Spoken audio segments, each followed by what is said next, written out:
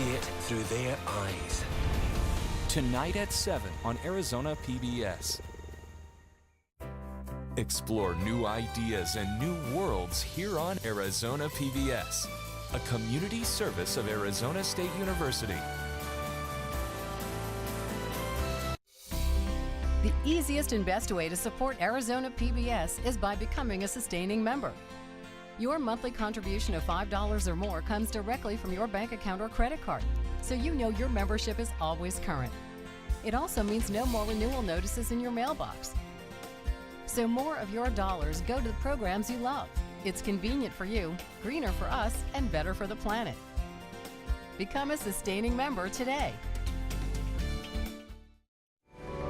Coming up next on Arizona PBS, Life and World. Michael Crow here, President, Arizona State University. I just want to say thank you to all of our PBS viewers. You all are taking the time to keep yourself up to date. You're taking the time to keep yourself active in learning. You're using the network and the university as a learning platform to advance your family. I think that's the way that everything's going to be moving in the future, and so we're really excited, and I just want to say thank you for watching Arizona PBS. Coming soon to Arizona PBS. They're a London team of forensic pathologists. I don't want this cutting them apart. But you do want them to have justice. And they help the police investigate murders. A gunman who's killed 4 people in 2 hours. But to solve these crimes, I need evidence, I need motive. they'll have to put their own lives on the line. I will do everything that I can to get the person who did this. Explains why this killing's so different. Today's the day to get away with murder. Silent Witness. Sunday night at 10 on Arizona PBS. Support for Arizona PBS comes from viewers like you and from Hospice of the Valley, a not-for-profit community hospice for patients nearing end of life and support for their families. HOV.org. Support comes from the Arizona Renaissance Festival. The annual festival for the whole family returns to its village near Florence Junction weekends through April 1st. Tickets and directions are available at Fry's and at renfestinfo.com. From the Cronkite Studios in downtown Phoenix, this is Cronkite News. President Trump unveiled a 4-tiered immigration plan at the State of the Union, and immigrants here in the Valley say it's not what they hoped for. Trump also took aim at the MS-13 gang. Tonight, we talked to law enforcement on the gang's activity here in Arizona. Plus, the fallout for Representative Don Shooter and the Arizona legislature after a series of sexual harassment allegations rocked the Capitol. Cronkite News starts now.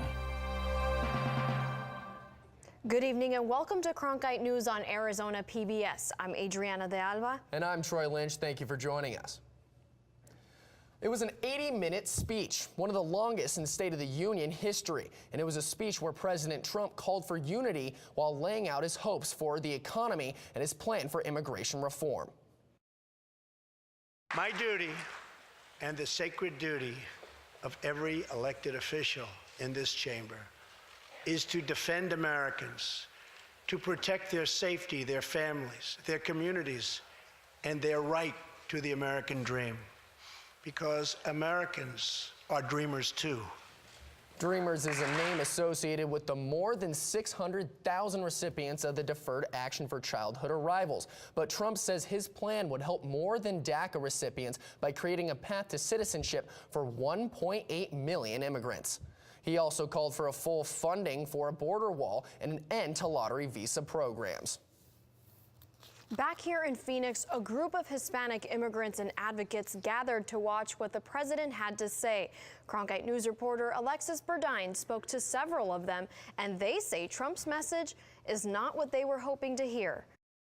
Watching anxiously, a group of local Hispanic immigrants and advocates listened to President Donald Trump's State of the Union address. Families gathered at a viewing event put on by Promise Arizona in Phoenix. They wanted to hear the president discuss his plans for the country, especially in terms of immigration. A number of people in this room, the energy of everyone here, and it just is really inspiring to see the strength of a community. Their eyes aimed toward the television screen as the president touched on immigration topics such as stopping MS-13 gang members from entering the country, ending chain migration, and building a wall along the U.S.-Mexico border. The president's brief mention of DACA did not go unnoticed. Everything is very upsetting, characterizing immigrants in this community as criminals.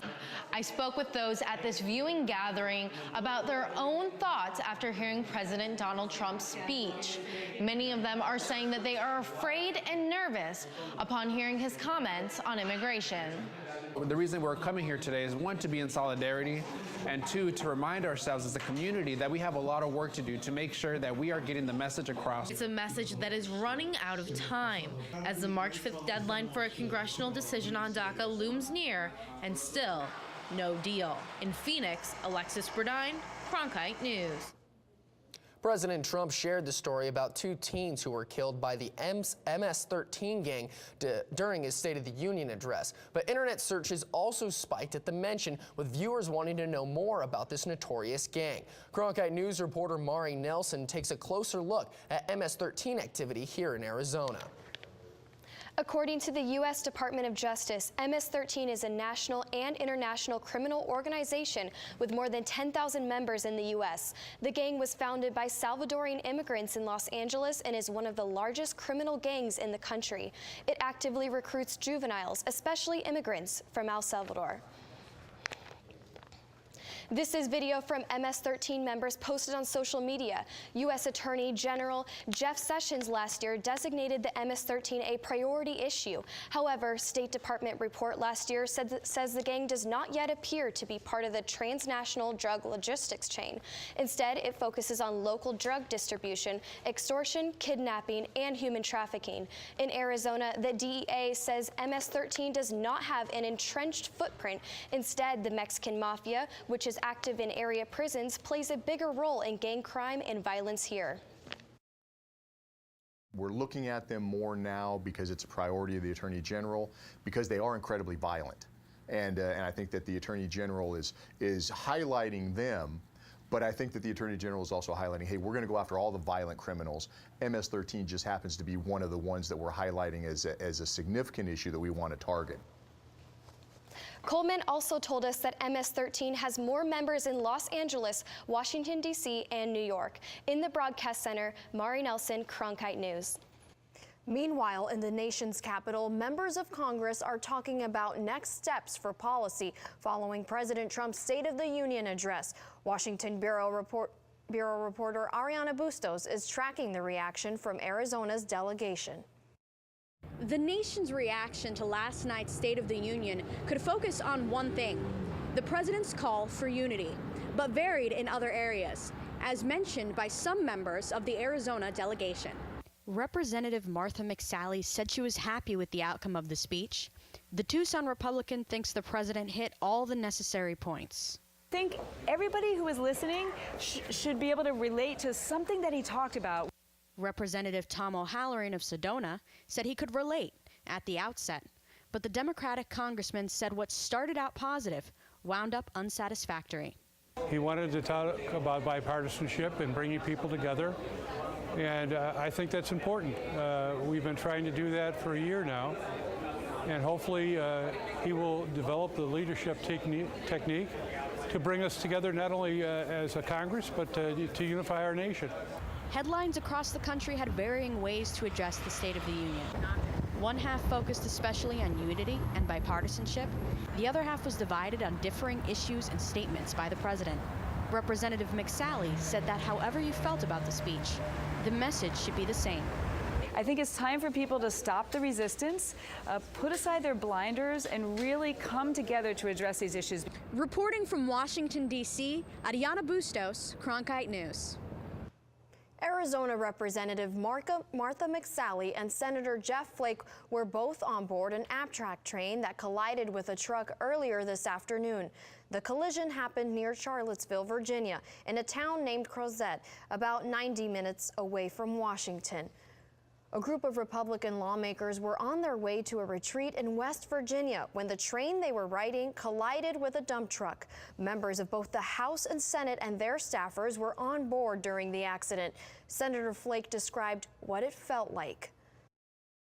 The closer you were, the more of an impact there was. It did derail the engine car, but it still took us a while to stop. It probably, like I said, I moved back about 10 cars. It took about that long to stop the train. Flake says he assisted the medical team as they carried the injured passengers to an ambulance. One person who was on the truck died. There were no major injuries among train passengers. State Representative Dom Schooner faces possible censure after investigation found credible evidence of sexual harassment. Cronkite News reporter Cade Garner spoke with the investigator in the case. A nearly 2-month investigation into the sexual harassment allegations made against Representative Don Shooter found that Shooter violated the House of Representatives policy against sexual harassment. House Speaker J.D. Maisnard says disciplinary actions will be made. I believe what is proportionate to this situation is stripping him of his committees, has no responsibility on appropriation, certainly not as chairman, but not even a member, and not on the others, and a formal censure. Shooter asked Speaker of the House Maisnard to issue the investigation and issued a formal statement saying, "This has been a humbling and eye-opening experience for me. I look forward to working to repair relationships and serving my constituents in our great state." The allegations against Shooter were investigated by a third party instead of the House of Representatives Ethics Committee. The House, from my point of view, did an amazing job at putting together a team of individuals to look into these allegations as soon as they were made aware of them, and to make the determination that it made sense to have an outside independent group look at what occurred and make a determination whether the policy has been violated. The House of Representatives may change how it handles similar situations in the future. We need to incorporate behavioral code of conduct type issues into our ethics committee and into the House rules, and we will be doing that.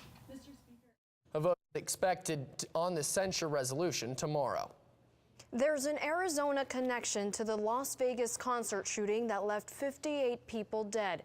The suspect bought ammunition from a Mesa man. Cronkite News reporter Madison Miller talked with the person of interest. Can you at least confirm that you are the person who was mentioned in the court records and was contacted by? I am Doug Haig. You were contacted by the officials investigating? Yes. Okay. Yes, I'm the guy that sold ammunition to Stephen Paddock. Yes. Douglas Haig from Mesa is now being called a person of interest in the Route 91 Harvest Music Festival mass shooting. Do you know him? No, not at all. You never met him in person?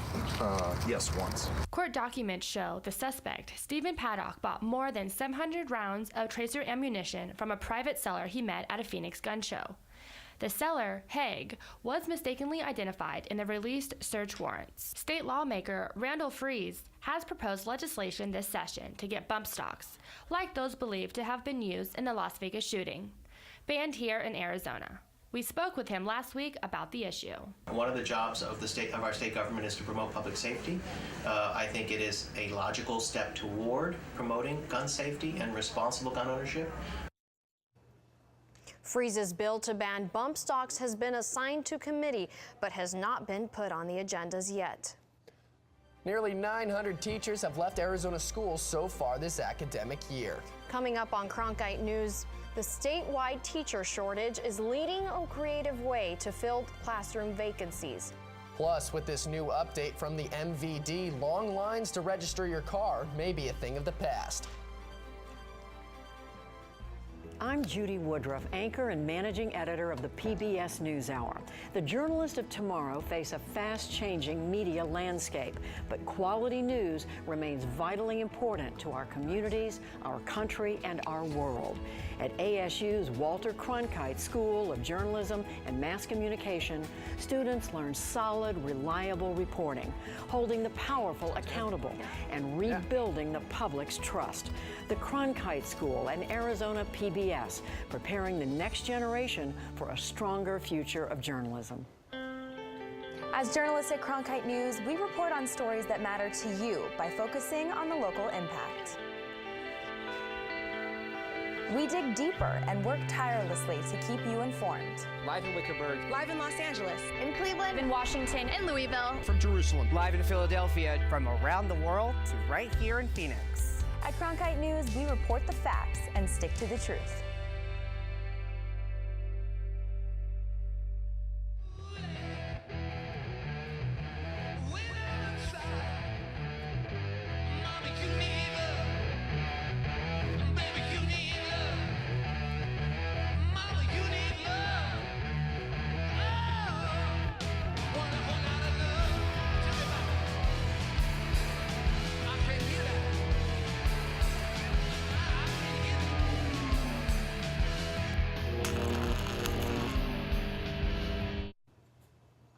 Schools are getting creative when it comes to filling open positions. Nearly 900 Arizona teachers left positions within the first 4 months of this school year. That's according to a December report from the Arizona School Personnel Administrators Association. Reporter Gabriela Becerra shows us principals are turning to emergency teaching certifications to fill these roles. I was woefully unprepared. Fifth grade teacher at Arredondo Elementary, Beth Lewis, is one of the teachers who started out with a teaching intern certificate. That certificate and the emergency teaching certification require a bachelor's degree in any area, compared to the standard professional certificates, which also require preparation programs and experience. She says the 5-week crash course just wasn't enough. And I really think I actually did a disservice to the kids that I served. I mean, I loved them and tried to do everything I could, but I frankly didn't have the classroom management skills. Now, after 8 years in the classroom, Lewis says that hands-on experience is essential to becoming a good teacher. It took me 3 years of on-the-ground experience to actually become that good teacher that I dreamed of being. Assistant Superintendent for Business Services at Phoenix Elementary School District, Dr. Rosana Hildago, says their district offers different types of coaches to support their teachers on these certifications. We have teachers that are coaching other teachers to provide them support with instruction and classroom management. This includes district content specialists that help to create lesson plans and content, daily support through observation and feedback on classroom management. Hidalgo says that despite the difficulty, the district remains determined to have qualified teachers. We really do our best to make sure we're just not putting a warm body in the classroom and hiring folks that we know will do best for our students. So. In Phoenix, Gabriela Becerra, Cronkite News.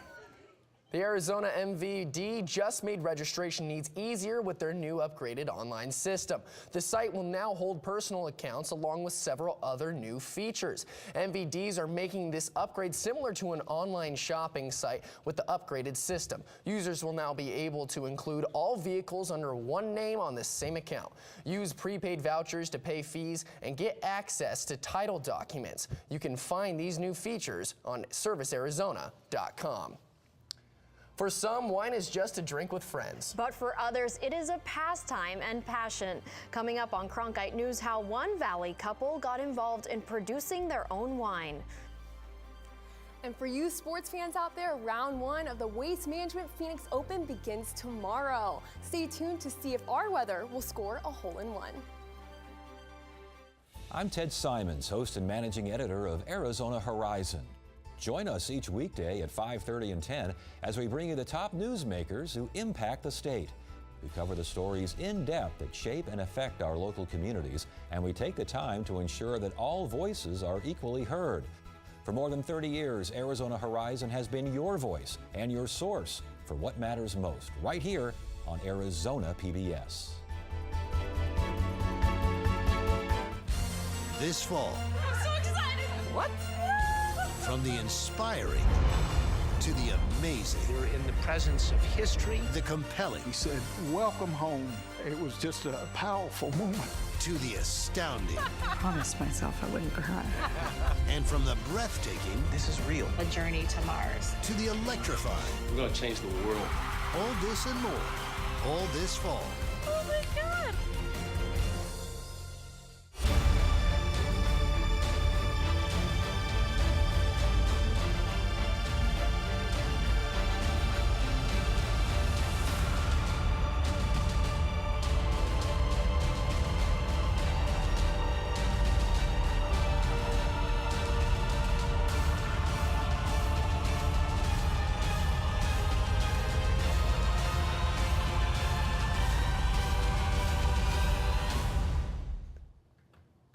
When you think of vintners, you probably think of rolling hills of grapevines, but for some, winemaking is a home-based pastime. Cronkite News reporter Amanda Slee shows us this extravagant hobby.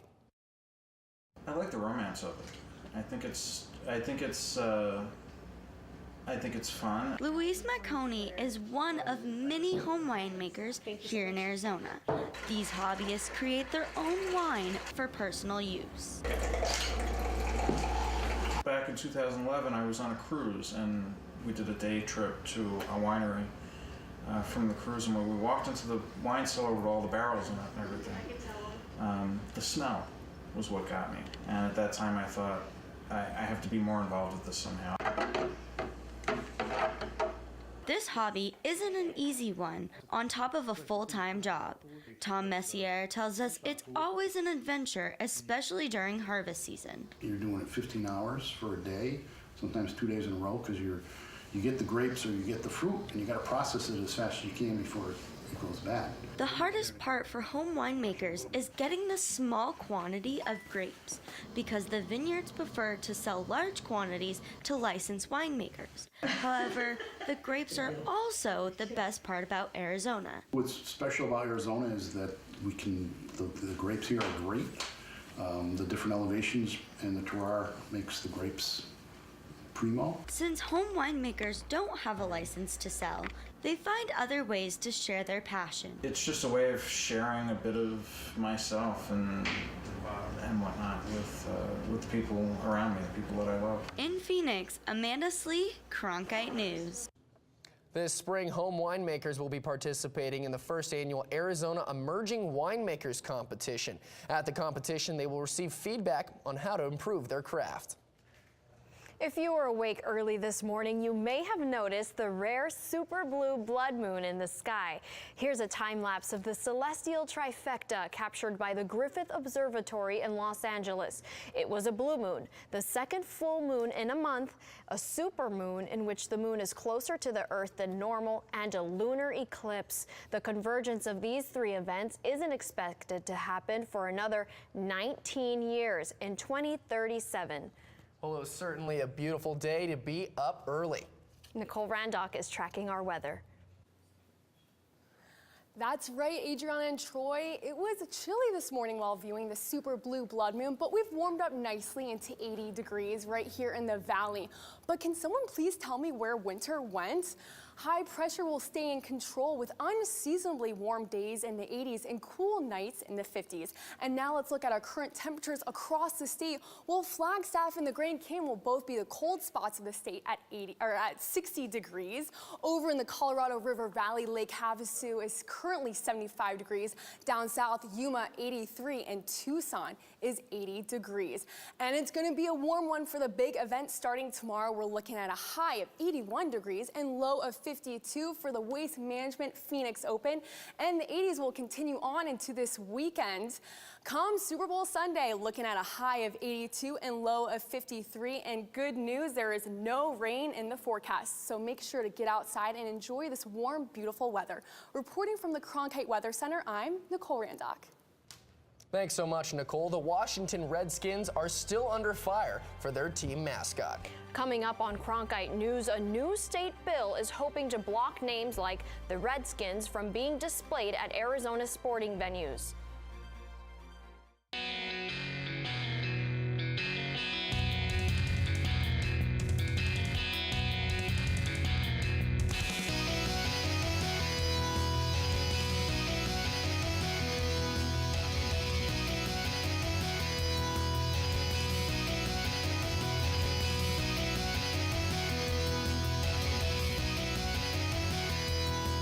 Cronkite News, weeknights at 5 on Arizona PBS.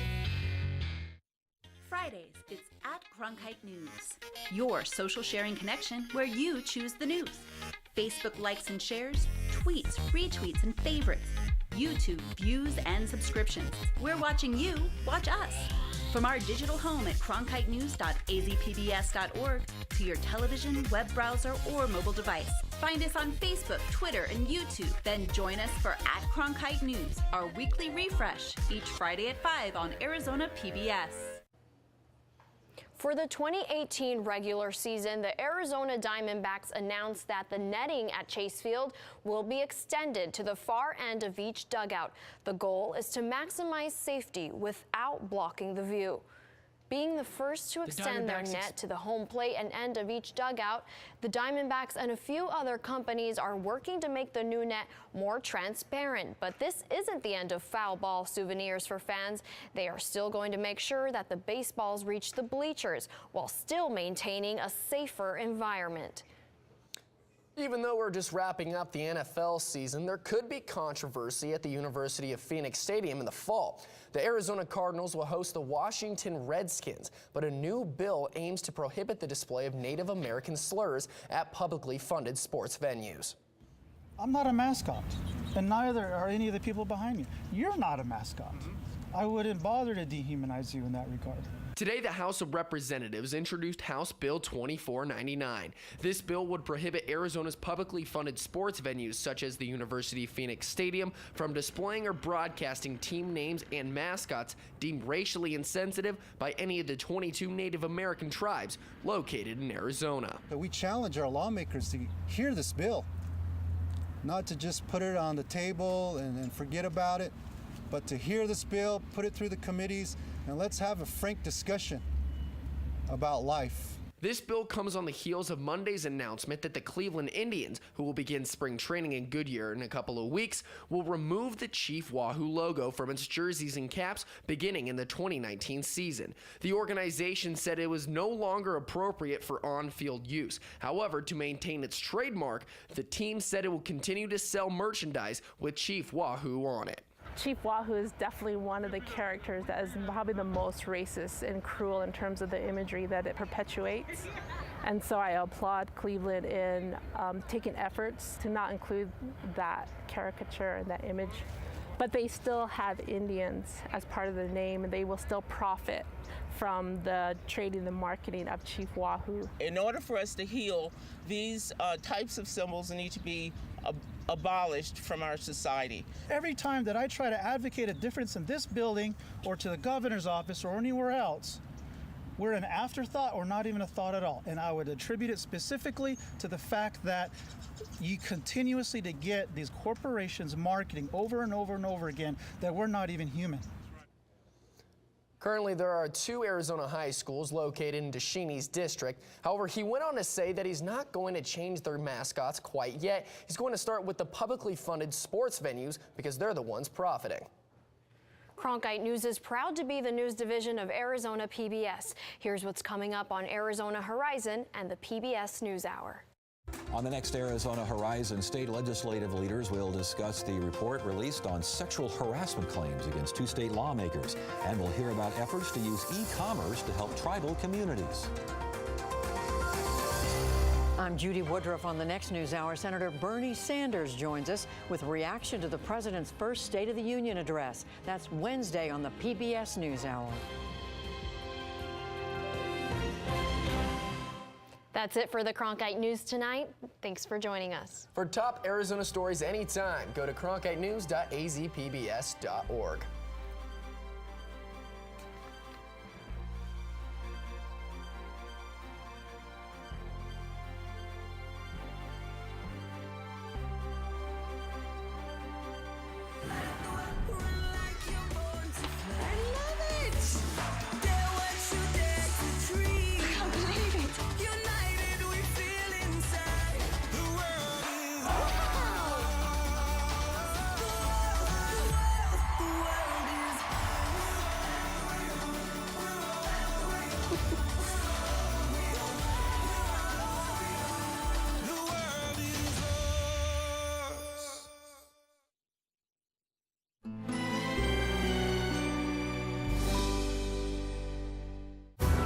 A feat never before attempted. To start a flight around the world with no fuel. Powered only by the light of the sun.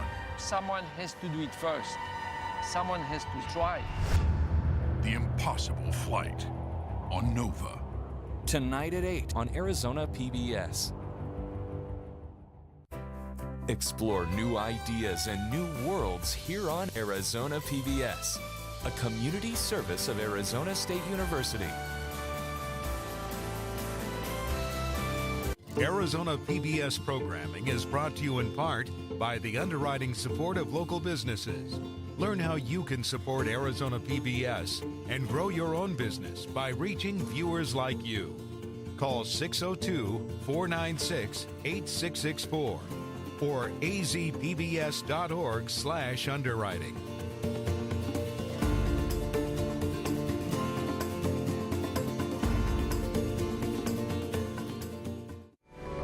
Coming up next on Arizona PBS, Life and World. Hi, I'm Judy Woodruff, co-anchor of the PBS NewsHour. Preparing the next generation of journalists has never been more important than it is now. With its groundbreaking partnership with Arizona PBS, the Walter Cronkite School of Journalism